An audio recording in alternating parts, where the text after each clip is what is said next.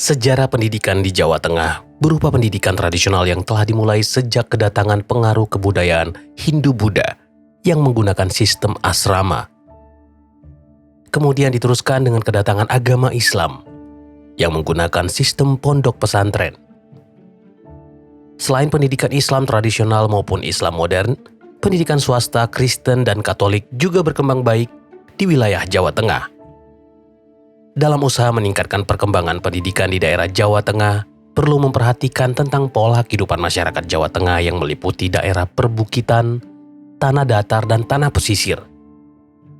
Sebagai akibat politik pendidikan Barat masa pemerintahan kolonial Belanda, maka telah timbul diskriminasi dalam pendidikan, khususnya di Jawa Tengah dan Indonesia pada umumnya, yang mengakibatkan pendidikan tradisional tidak mendapat tempat untuk berkembang dan kurang pembinaan. Namun semangat kemerdekaan yang ketika masa-masa penjajahan dulu diperjuangkan oleh para pendahulu bangsa perlu dilanjutkan. Keberlanjutan semangat ini ketika dikorelasikan dengan perkembangan zaman modern sekarang ini sangat memerlukan jiwa-jiwa muda yang dinamis. Jiwa-jiwa muda ini diperlukan untuk menjawab berbagai kondisi relevan yang tengah terjadi di masyarakat seperti kemiskinan, kesehatan, dan pendidikan, khususnya di daerah-daerah terpencil di pelosok negeri. Berangkat dari kesadaran tersebut, Tangan Pengharapan merekrut pemuda-pemudi yang tergabung dalam guru pedalaman Tangan Pengharapan. Mereka berasal dari berbagai daerah, latar belakang, dan profesi. Meski tergolong muda, namun mereka rela turun langsung ke pedalaman di Jawa Tengah untuk menebar semangat dan optimisme kemerdekaan, agar kelak perubahan dalam pendidikan terjadi di Jawa Tengah, khususnya bagi anak-anak.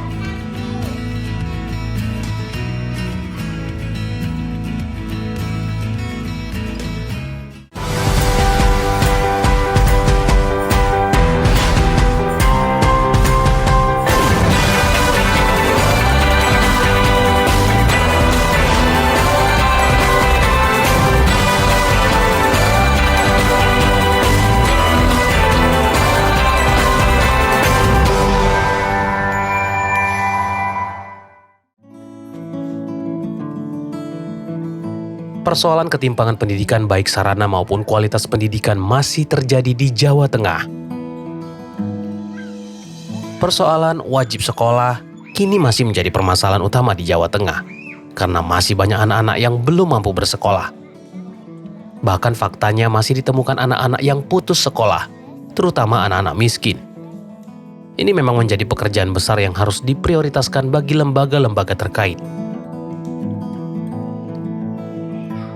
Berbicara pendidikan di Jawa Tengah, saat ini memang sudah mengalami kemajuan dari tahun ke tahun, baik dari segi prestasi maupun dari perhatian lembaga-lembaga. Pendidikan memang hal yang wajib bagi anak-anak, terutama anak yang kurang mampu. Banyak anak-anak di pedalaman yang memiliki semangat dan antusias tinggi dalam hal belajar. Salah satunya ialah Iksan. Ia adalah salah satu anak bimbingan Yayasan Tangan Pengharapan, tepatnya di Feeding and Learning Center PP Jawa Tengah. Walaupun kini usianya masih 3 tahun, tapi Iksan sangat antusias untuk belajar sambil ditemani ibunya. Bernyanyi adalah kesukaannya. Ia akan bernyanyi sambil berloncat kegirangan saat kegiatan bernyanyi di dalam kelas. Bahkan dia akan dengan percaya diri tampil di depan kelas untuk bernyanyi saat disuruh oleh gurunya. Keberanian Iksan bukan tanpa alasan. Semua itu karena bimbingan gurunya sehingga di umurnya yang sangat dini, Iksan sudah memiliki mental pemberani dan sangat berpartisipasi aktif dalam proses belajar. Awalnya Iksan masih sulit untuk memegang pensil, namun kini dia sudah bisa menulis dan mewarnai. Dia sudah mampu mewarnai dengan sangat rapi dan teratur. Walaupun Iksan belum mengerti tentang artinya cita-cita atau mimpi di masa depan, tapi dengan adanya guru pedalaman Tangan Pengharapan yang selalu setia membimbingnya, selalu sabar mengajarinya, guru-guru Tangan Pengharapan sangat yakin Iksan pasti bisa belajar dengan baik, hingga mampu mengerti dan mewujudkan mimpinya kelak. Seorang guru yang tidak pernah lelah, bahkan dengan menempuh perjalanan jauh untuk sampai ke tempat Iksan dan teman-temannya berada. Itu adalah wujud nyata dari kepedulian akan generasi penerus bangsa, yang dimana guru itu menjadi fondasi dalam membangun mimpi anak-anak pedalaman kelak. Perkenalkan, nama saya Maria Irani. Saat ini saya bertugas di FLC Kedung Udal.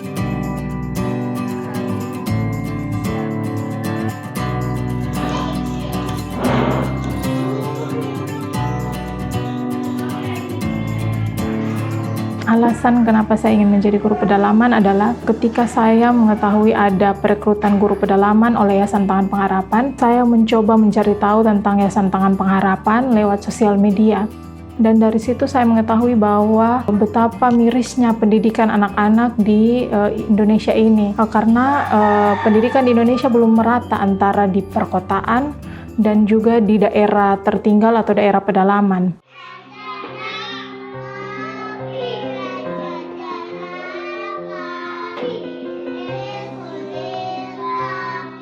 Nah, yang saya lihat anak-anak punya semangat, anak-anak di pedalaman punya semangat yang tinggi untuk belajar, untuk sekolah. Tapi karena keterbatasan atau kurangnya tenaga pendidik, sehingga mereka yang sebenarnya mau belajar, mau sekolah, jadi tidak bisa bersekolah. Untuk itu saya sangat tertarik dan saya sangat ingin sekali untuk ke pedalaman, untuk berkontribusi bagi pendidikan mereka seperti itu.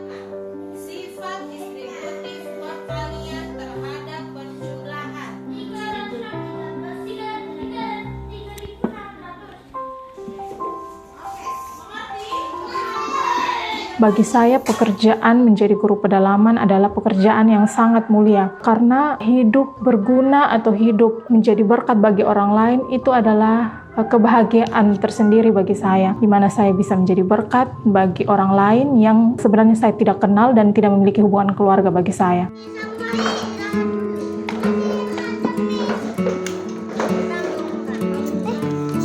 Untuk kesulitan di center, ada beberapa hal yang kami sering alami. Yang pertama, kondisi jalanan. Di mana di sini dari Kedung Udal, kalau kami mau ke kota atau ke tempat koordinator atau Kaliceret, kami harus menempuh perjalanan sekitar 40 kilo. Nah, ada perjalanan dekat dan jalan yang jauh dan jalan yang dekat. Kalau jalan yang dekat kami harus menyeberangi 3 sungai, sedangkan kalau jalan yang jauh kami harus menyeberangi 1 sungai. Jadi ketika musim hujan seperti ini kami akan mengikuti jalan yang jauh, karena kalau jalan dekat itu sangat terjal dan sangat rusak jalanannya dan melewati 3 sungai, sehingga kalau kami mau ke kota atau ke Kaliceret kami harus melewati jalan yang jauh sekitar 40 kilo seperti itu dan menyeberangi 1 sungai.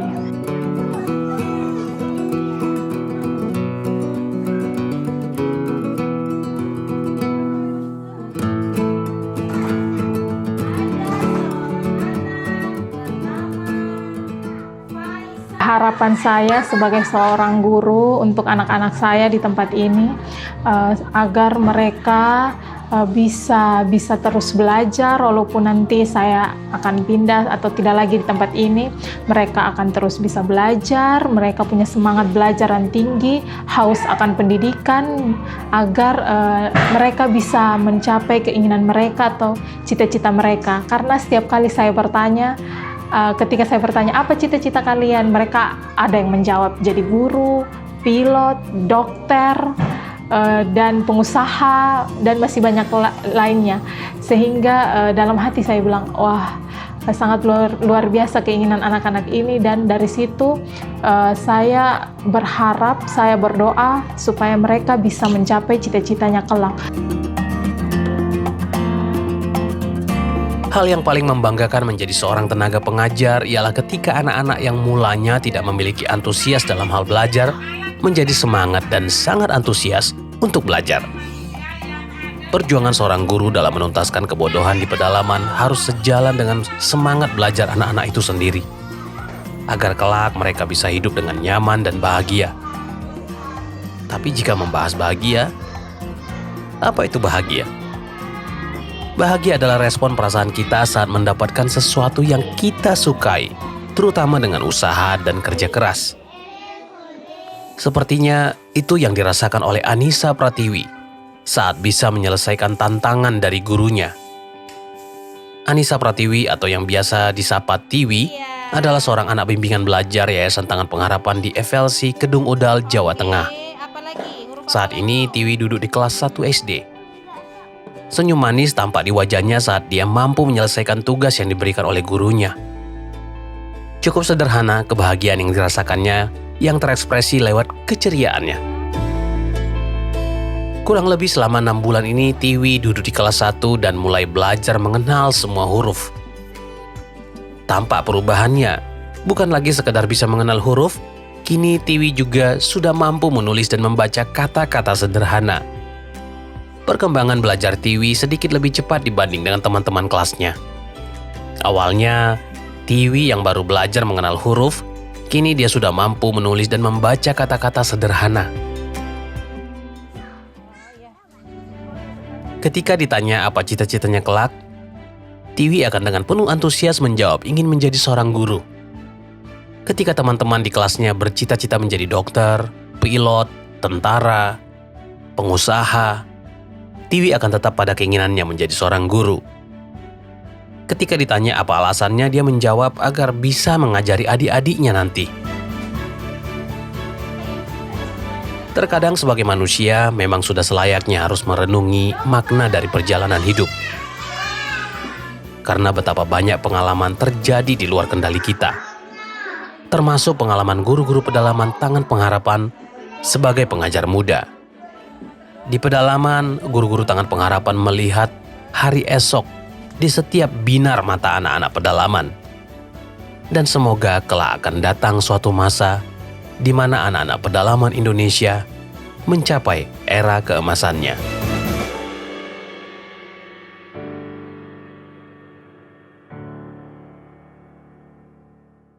Terima kasih Anda telah menonton tayangan Life Changing Journey Mencari Yang Terlupakan sampai selesai.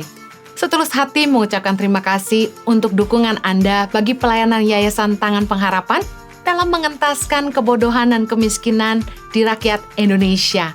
Bagi Anda yang ingin berkontribusi dalam pemberian makanan bergizi dan pendidikan berkualitas bagi 6.000 anak pedalaman di 84 titik di seluruh Indonesia, Anda dapat menyalurkan bantuan dan kasih Anda lewat nomor rekening di layar kaca Anda. Mari berantas kemiskinan di seluruh Indonesia dengan menyatakan kasih kita lewat tindakan yang nyata.